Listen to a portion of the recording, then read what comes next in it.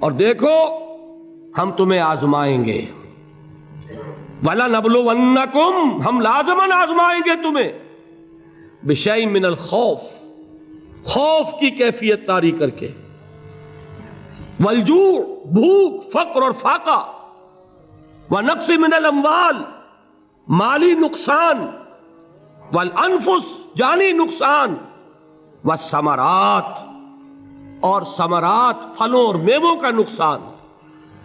میرے نزدیک یہاں پر ثمرات کا مفہوم ایک اور بھی ہے۔ ایک تو صاف تھا کھجور کی فصل تیار ہے، غزوہ تبوک جانے کا حکم مل گیا، کون اتارے گا؟ اور کھجور وقت پر اتری نہیں، برباد ہو جائے گی۔ یہ ہو رہا ہے نا میووں کا نقصان۔ اور میرے نزدیک یہاں یہ بھی ہے، بسا اوقات بہت سی محنتوں کا نتیجہ انسان دیکھتا ہے کہ ضائع چلا گیا، میں نے 10 سال محنت کی، حاصل کوئی نہیں نکلا۔ یہ ثمرات کیا ہیں؟ محنتیں، محنتوں کے ثمرات کا ضیاع۔ کوشش آپ نے کی، قسمت کی خوبی دیکھی ہے، ٹوٹی کہاں کمن، 2-4 ہاتھ جب کے لبے بام رہ گیا۔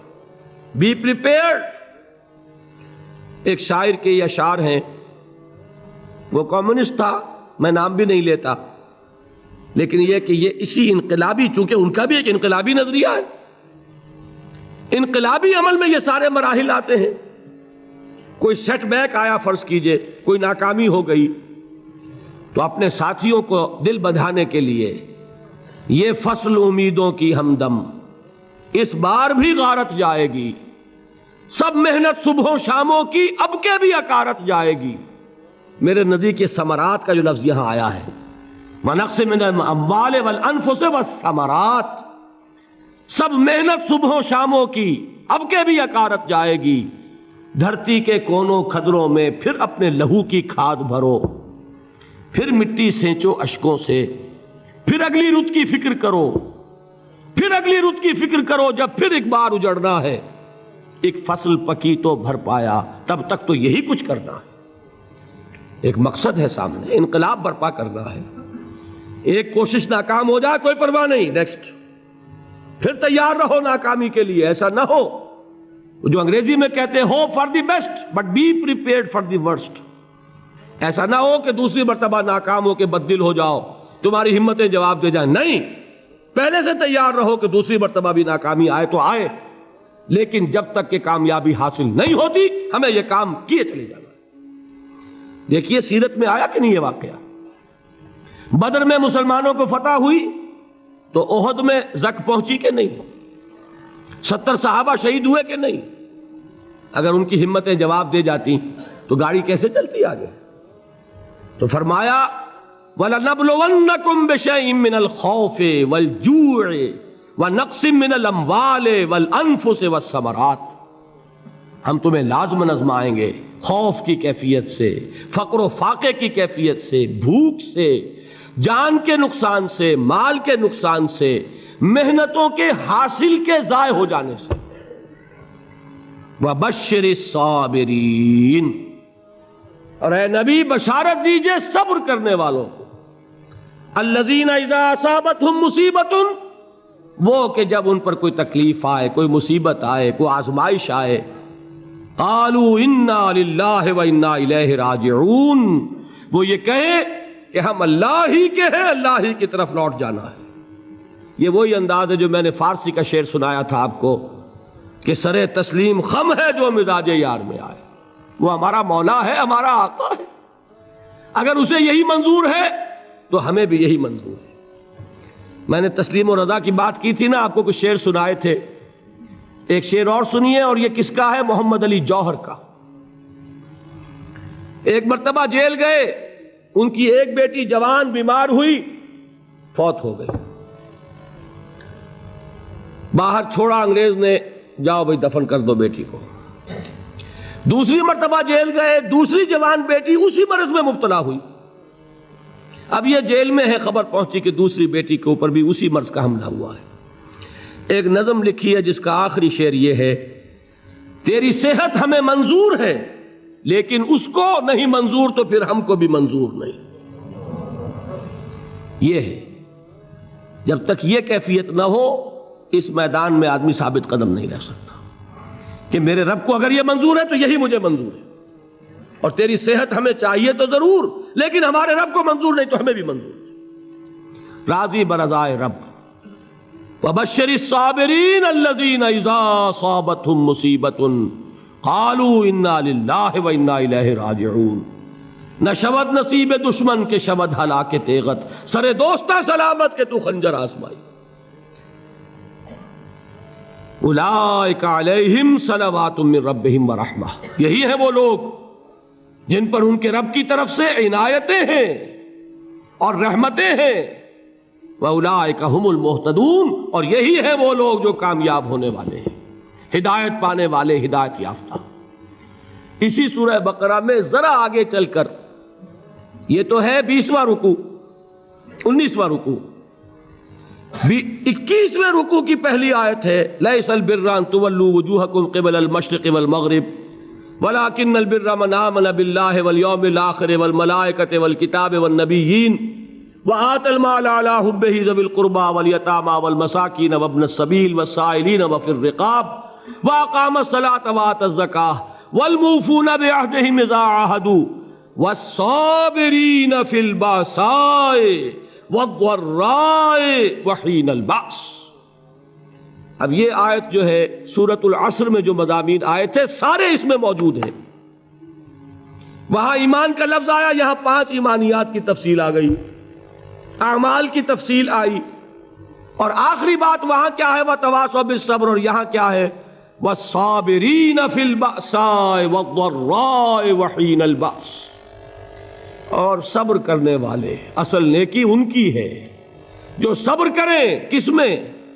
جنگ کے وقت، ذرائے، بأسائے، بأسا کہتے ہیں فقر اور فاقہ، واحد آئے گا باس تو اس کے معنی جنگ، اور باسا جمع میں آئے گا تو فاقہ، فقر، بھوک، اور ذرائے جسمانی تکلیف، ضرر، جسمانی تکلیفوں میں صبر کرنے والے، فقر اور فاقے میں صبر کرنے والے، اور جنگ کے وقت صبر کرنے والے۔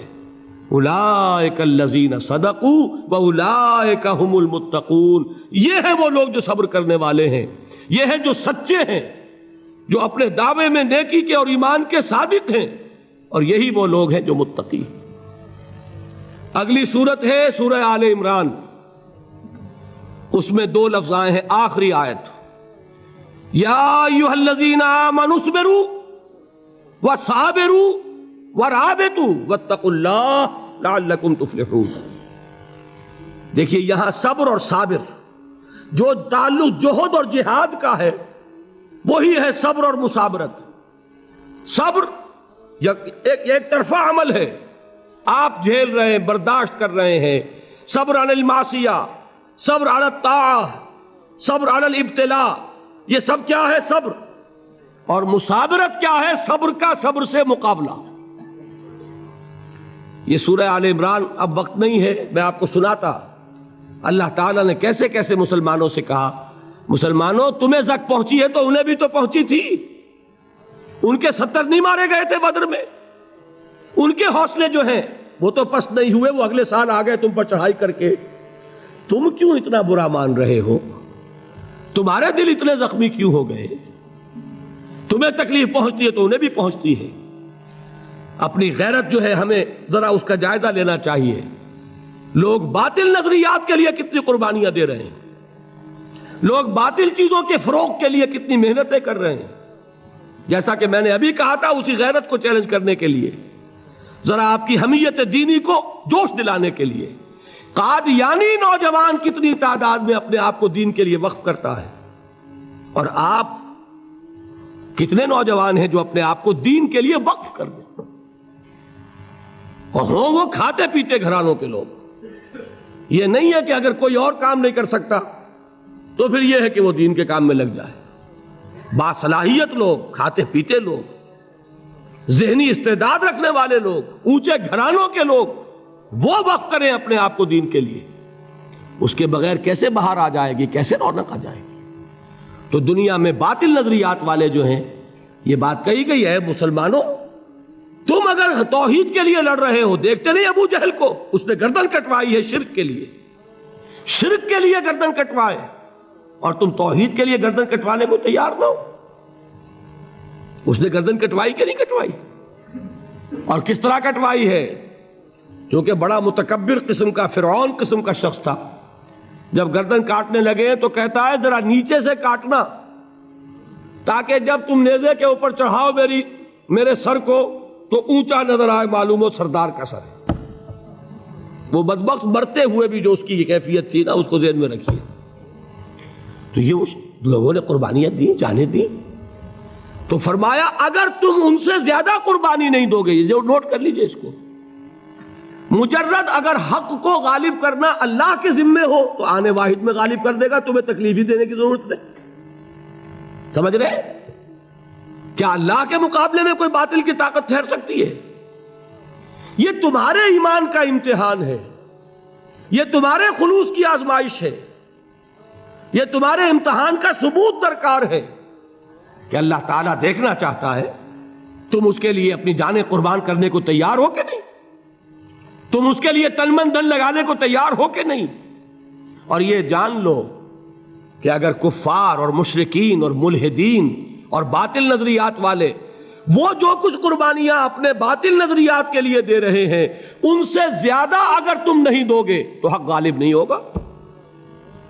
انہوں نے جو صبر کیا ہے اپنے باطل نظریات پر، اگر تم اس سے زیادہ صبر کا ثبوت نہیں دو گے اپنے اس حق پر تو حق غالب نہیں ہوگا. اس لیے فرمایا یا ایھا الذین آمنوا اصبروا وصابروا. نہ صرف یہ کہ صبر کرو بلکہ صبر میں اپنے دشمنوں سے آگے نکلو، ان کے صبر سے بڑھ کر صبر کرو. وَرَابِطُوا، مرابطہ کہتے ہیں چوکس رہنا، ہوشیار، پہرا دو. ایسا نہ ہو کہ دشمن جو ہے غفلت میں تمہارے اوپر کوئی حملہ جو ہے کر بیٹھے. وَاتَّقُوا اللَّهَ، اور اللہ کا تقوی اختیار کرو، لعلکم تفلحون، تاکہ تم فلاح پاؤ.